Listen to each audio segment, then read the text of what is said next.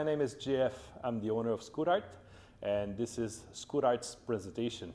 Today, I'm talking about one of my favorite model ever made. It's, in my opinion, one of the most beautiful scooter ever made. This is the Motobecane SC 125 1954. So you have to know that this is a 4-stroke engine. It's one of the early version of what they call the D45 motor that was made by Motobecane at that time. But for the engine, for the scooter itself, this is, in my opinion, one of the most beautiful scooter, but it's also one of the worst ever made. It's really interesting. So at that time in the early 50s, Vespa was a killer. They were killing all the competitors around. And in France, they were scared to lose the market, okay? Motobecane was a company, it's still a company that was well known for the mobilette, so it's the moped. This is the biggest manufacturer of mopeds. So we know all the mobilettes and stuff. So this is what they were good at. And suddenly they got scared of Vespa. And they said, okay, we're gonna lose it. We're gonna lose the market. If they were scared that people won't buy any more mopeds. So they did this bike really quickly. And that was the problem, because at the end, it's mostly just a prototype. They did it only for 1 year, and then they were gone. And this bike had a fatal flaw in the design, and for that reason, somehow the company had to recall all the bikes. They had to destroy them.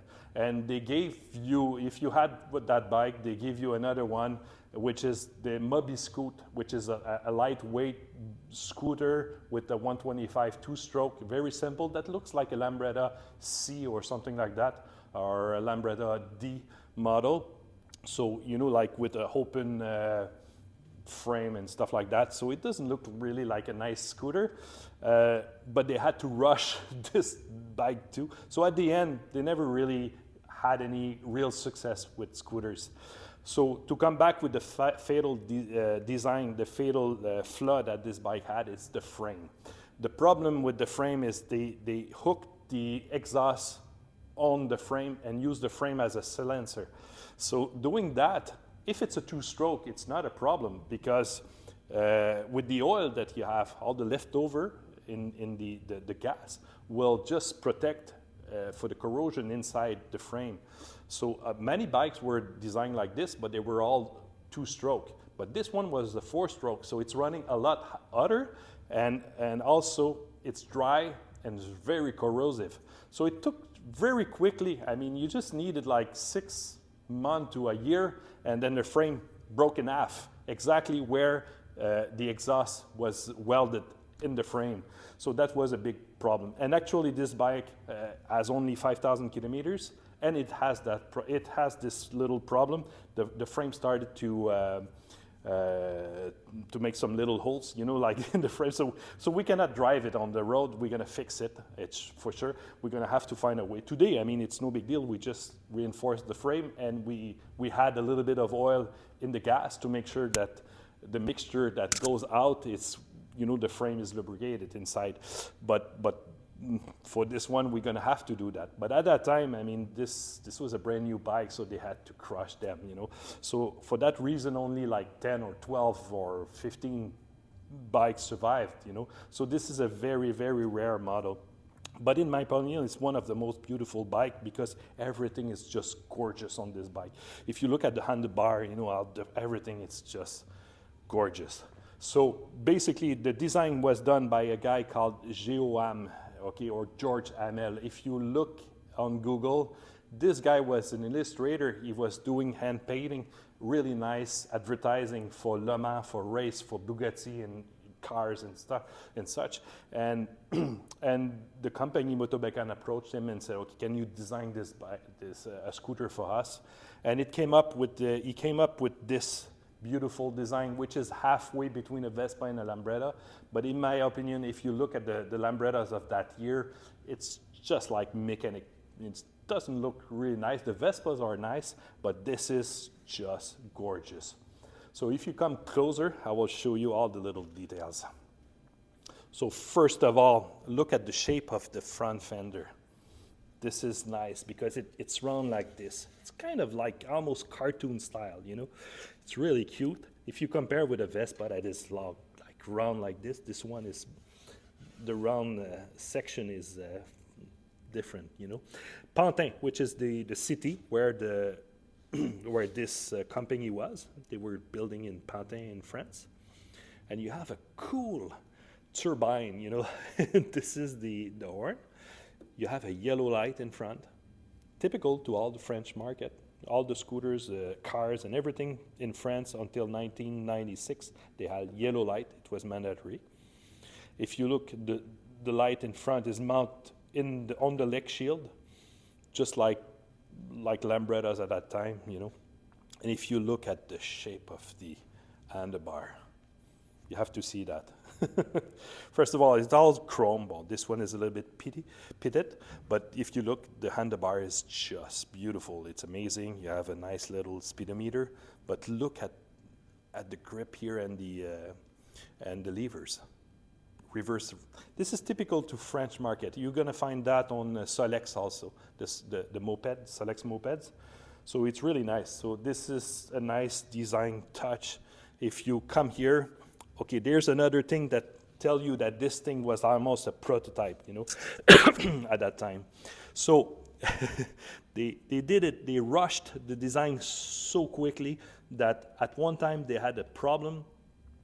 They started the production, and then the dealers start to call them back and said, okay, we have a problem. The engine was fit inside the frame like this, but it was just impossible to get access to the spark plug. If you look here, the spark plug is inaccessible.